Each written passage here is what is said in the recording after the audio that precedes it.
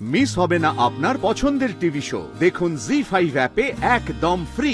এই লোকটাকেই দেখেছিলে তুমি? এই লোকটাই ছিল।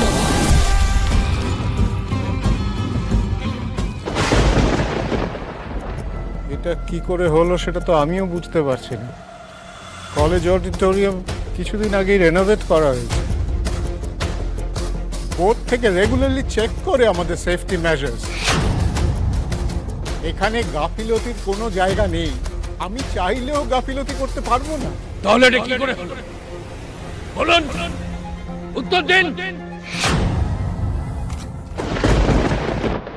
আমি ছাড়বো না, এর উত্তর আমার চাই। আর একটু হলে আমার নাতির প্রাণ চলে যাচ্ছিল। এখন চোখ উল্টে চুপ করে থাকবে তো আমি শুনবো না। থেকে ছাড়বো। আচ্ছা আচ্ছা ঠিক আছে, বলছি তুমি চুপ করো না। বলছি এটা তো কেউ ইচ্ছে করে করেনি, একটা দুর্ঘটনা ঘটে গেছে, এখানে তো কারণ কিছু করার নেই। তুই চুপ করো। বাবা ভগবানের কৃপায় সবাই সুস্থ আছে, এটাই তো অনেক, তাই না? তুমি চুপ করো একটু।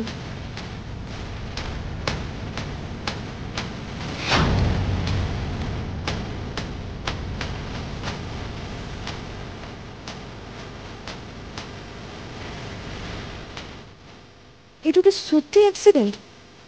নাইট বারগুলো এই মোটা দড়ি দিয়ে দুপাশ দিয়ে বসে বাঁধা থাকে ব্যাক সিটে থাকা কোনো ওয়েটের সঙ্গে। এই দড়ির সাহায্যে বারবার ওঠানামা করা হয়, যাতে লাইট লাগিয়ে আবার বার তুলে দেওয়া যায় উপরে। হাইট ও ডিজাইন অনুযায়ী অ্যাডজাস্ট করা হয়।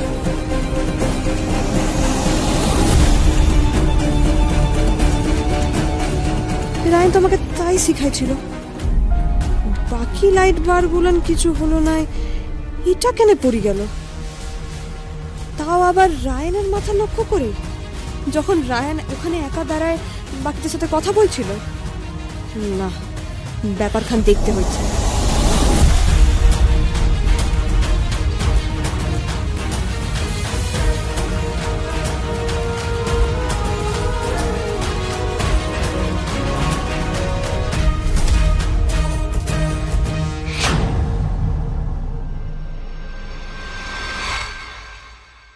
যা ভেবেছিলাম তাই, এটা কোনো দুর্ঘটনা নয়। কেউ ইচ্ছা করে রায়ানের ক্ষতি করবার চেষ্টা করছে। আমার উত্তর চাই।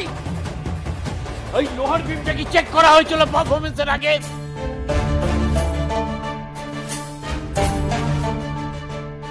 তাহলে লোহার বিমটা দড়ি ছিঁড়ে কি করে স্টেজের উপর পড়ে? আপনি কিন্তু একটু বেশি বাড়াবাড়ি করছেন আশুতোষ বাবু। রায়ান যেমন আপনার নাতি, তেমনিও আমারও স্টুডেন্ট। আমি ওদের নিয়ে কনসার্ন। চেঁচামেচি না করে ঠান্ডা মাথায় কিভাবে এই ঘটনাটা ঘটলো সেটাই ভেবে দেখা ইম্পর্টেন্ট নয় কি? আমি তো বলছি এটা সাধারণ কোনো ঘটনা নয়। ঠিক বলেছেন স্যার, এইটা কোনো সাধারণ ঘটনা নয়।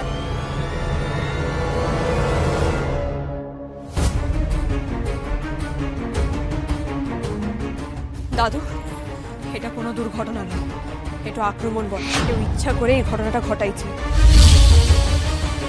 এই লাইট বারটা দড়ি খুলে স্টেজে পড়ে যায় নাই, দড়িখানা টাইট করে বাঁধা ছিল, কিন্তু মাঝখান থেকে কেউ দড়িটা কেটে দিয়েছে।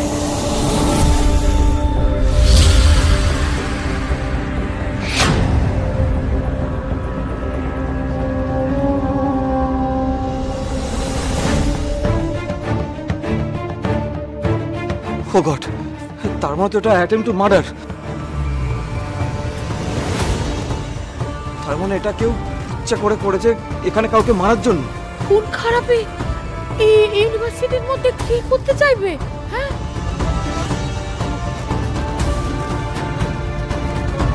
কেউ তো চাইছে, কিন্তু সেটা কে? আচ্ছা, আপনারা দয়া করে সবাই শুনেন। আপনারা কেউ কি কোনো সন্দেহজনক জিনিস দেখেছিলেন? ব্যাক স্টেজে সন্দেহজনক কাউকে দেখেছিলেন? প্লিজ প্লিজ সবাই একটু মনে করে দেখুন। দেখুন, আপনাদের ছোট থেকে ছোট ইনফরমেশনও কিন্তু গুরুত্বপূর্ণ বটে। আপনি দয়া করে মনে করে বলুন, আপনাকে কেউ কোনো সন্দেহজনক ব্যক্তিকে দেখেছেন ব্যাক স্টেজে?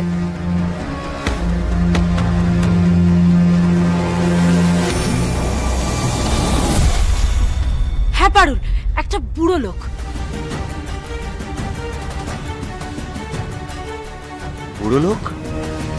একটা বুড়ো মানুষ? হ্যাঁ পারুল, একটা বুড়ো লোককে না আমি ব্যাকস্টেজ থেকে বেরিয়ে যেতে দেখলাম, কিন্তু উনি আমাদের কারোর গার্জিয়ান নন, আর উনি তো কোনো অ্যাক্টরও নন। আর ওই রকম কস্টিউম তো আমাদের নাটকেও ছিল না। তাহলে এই লোকটা ব্যাক স্টেজে কি করছিল? আমার মন বলছে ওই বুড়ো লোকটা না দড়িটা কেটেছে। আমাদের ওই শিগগিরই ওই বুড়ো লোকটাকে খুঁজে বার করতে হবে।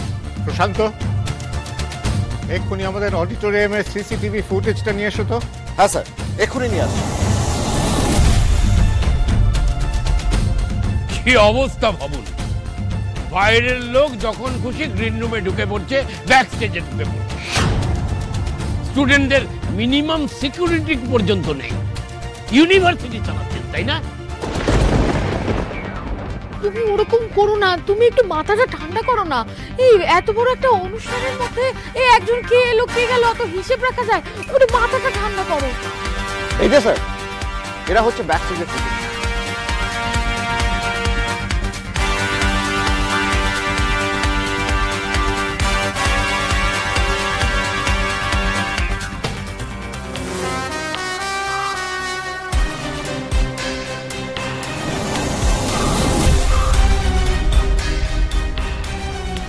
স্রোতস্বিনী, এদিকে এসো।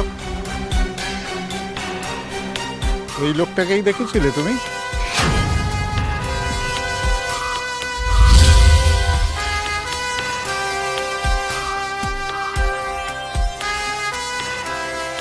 হ্যাঁ স্যার, এই লোকটাই ছিল।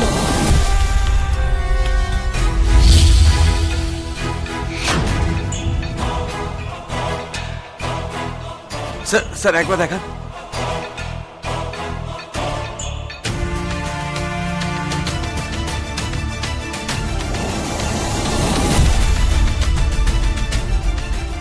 দেখে তো কারোর গার্জেন বলে মনে হয় না। কে লোকটা মলার?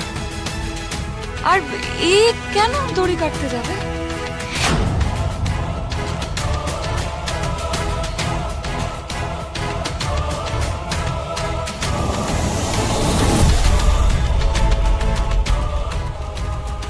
লোকটাকে চেনা যাচ্ছে না, ছদ্মবেশ ধরে রয়েছে, আর বেছে বেছে আর কেউ নয় তোকেই টার্গেট করেছে। মানে তো তার মানে ওই লোকটাই যে বারবার টার্গেট করছে আমাকে মারার জন্য।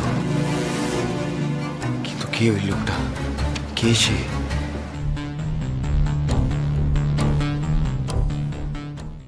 জি5 ডাউনলোড করুন আর সব এপিসোড দেখুন একদম ফ্রি।